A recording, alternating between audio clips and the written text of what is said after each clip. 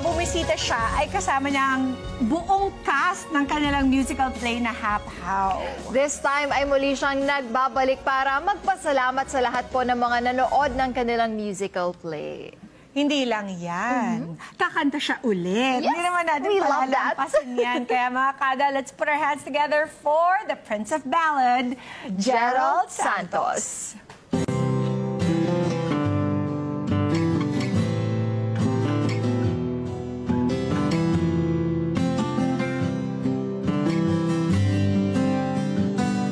Humble hearts, a gentle glow, in quiet strength, we learn and grow.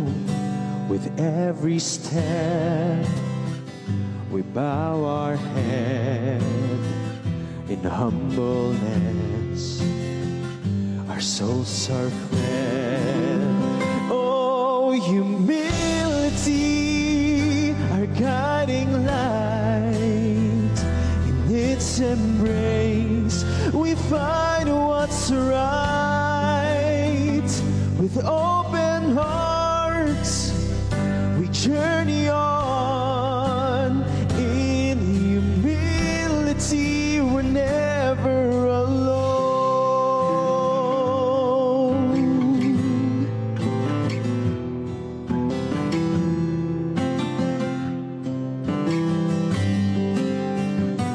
In humble hearts, a gentle glow, in quiet strength, we learn and grow.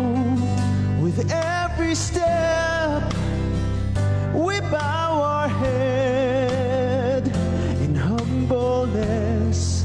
Our souls are fed. Oh, humility, our guiding light. In its embrace, we find what's right. With open hearts, we journey on. In humility, we're never alone.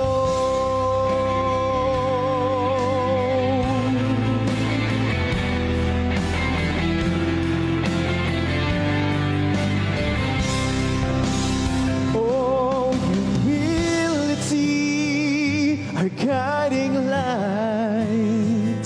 In its embrace, we find what's right. With open hearts, we journey on. In humility, we're never alone. Humility, we're never alone.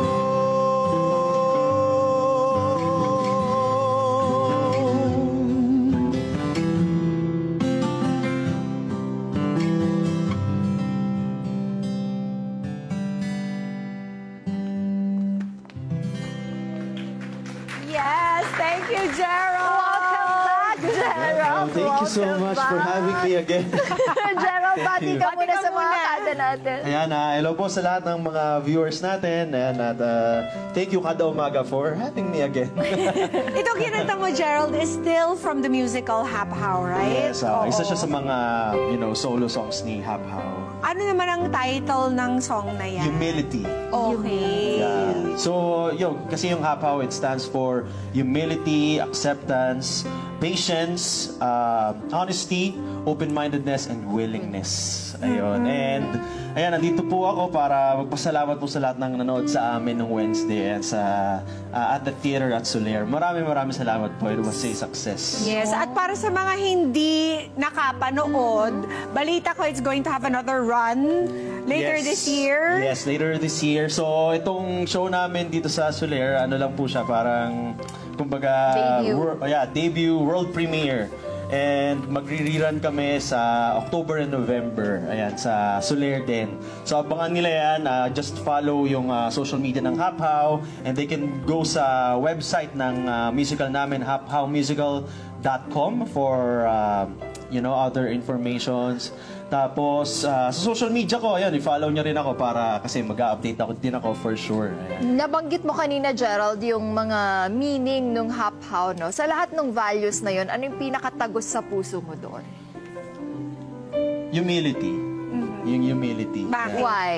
Wow, parang Ano ano. eh, kasi Thank you parang- very much for that wonderful question, Miss Yeah, thank Emma. you for that wonderful question. If I were you...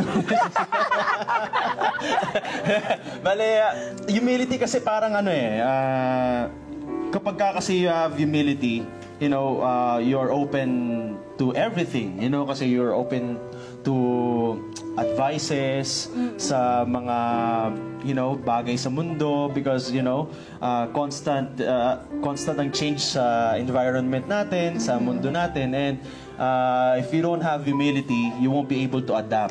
You won't be Right. able to grow. Ayun. Napakaganda ng hangarin nitong musical ninyo, di ba? It's supposed to promote values, it's supposed to promote yung mga principles na us Pinoys are known for. Yes. When you mismo. were growing up ba, sino yung pinaka-teacher mo sa mga ganyang bagay? Nako, ang aking lolo. Talagang ano, medyo terror. Strict Pero love you, ba yung wala lolo? naman. Ano talaga, medyo, you know, kasi syempre alam niyo na pagka yung nasa mas older na generation, di ba? Medyo mas mahigpit sila.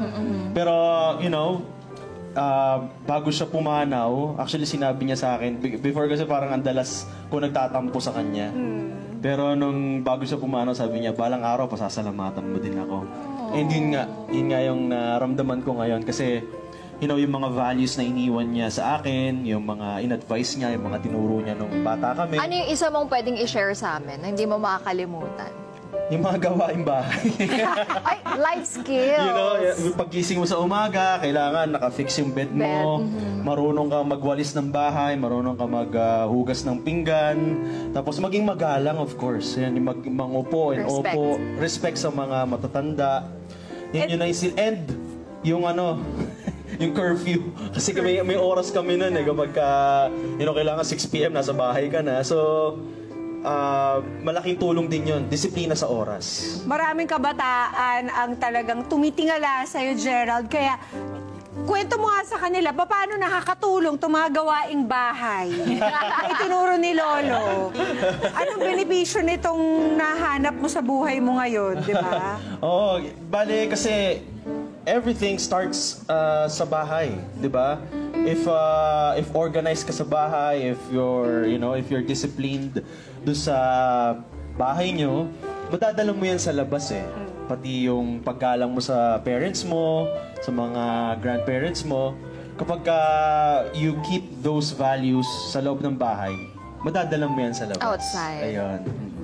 And speaking of outside, ano pa bang mga projects aside from Hap-How, Gerald? Are you busy with other things as well? Right now, actually, focused ako sa Hap-How.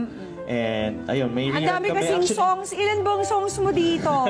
Siguro solos ko around 5 lang naman. Pero most of the numbers din kasi kasama naman Kasama ako. ka. Yeah, So, I'm also singing. Matanding mo memorization na Yeah. naman to. Pero hindi ka kasintindi nito eh. In Danish. Hindi naman. Pero ano din, challenging din kasi, you know, ang daming solos. Ang hirap ng mga kanta dito, ang tataas din ng mga songs. Oo. Tapos lahat nasa Nahihirapan iyong ba si spotlight, Gerald? Di ba? Parang nahihirapan ba si Gerald? Of course, you know. 22 Thank you for that songs. wonderful question. Dalawamput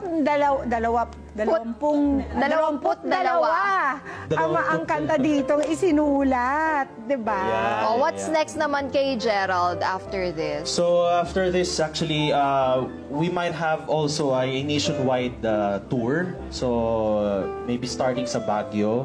Wow. And we will go eventually international. May plan din na Dubai. Wow. Yan, may mga producers na nagsasabi ng intent nila. And Nice. meron din akong ginagawang movie, tinatapos pa namin. Ayan, so nasa movies din ako, abangan din nila yon yung gagawin ko movie. And then, abangan din nila kasi meron akong ilalabas na mga singles na awitin. Ayan. This year yan. Sorry. This year yan.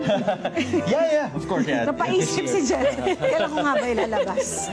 Meron ka bang gustong pasalamatan, Gerald? Ayan, thank you sa lahat ng nanood sa amin. Again, just, be updated and be updated sa social medias ng Haphaw para ma-follow nyo yung aming schedules. And by the way, meron pala akong show Yo. sa July 11. Grabe ang by the way mo. Yun nga kasi sa dami nung kanta ng Haphaw Hindi ko na Yung show mo yung nakalimutan.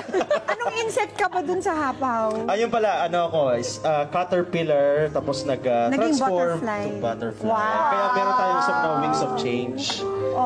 Ayun yung Wings of Change, narinig nila nung last time, di ba? Oo, yun ang so it kinanta. basically sums up yung story ng Haphaw. Ayun, July 11 sa Music Museum. Ayan, ang title nito, Gerald Santos Gives Back. Ayan. Wow!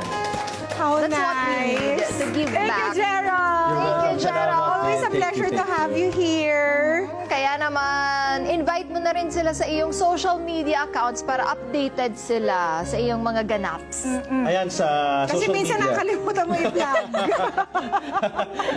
Yung social media ko, Gerald Santos, facebook.com/The Ballad Prince Official. Yan, sa Facebook, basta hanapin niyo lang yung may blue check. And then sa Instagram, @The Gerald Santos. And TikTok as well, @The Gerald Santos. And you can subscribe also to my YouTube channel. Ayan na, Gerald Santos Official YouTube. Ayan. Maraming salamat, Gerald. At ang prayer namin talagang maipalabas nyo sa buong bansa at pati sa labas ng Pilipinas itong Haphaw because everybody needs to be reminded of those values, Yes, di ba? Kasi And pang those kabataan talaga, qualities. pang perfect. Pang anurin, pang all Panglahatan. ages. Yeah. Tama. Maraming salamat. Thank you. At mga kada, dyan lang kayo. Magbabalik pa po ang Kada Umaga.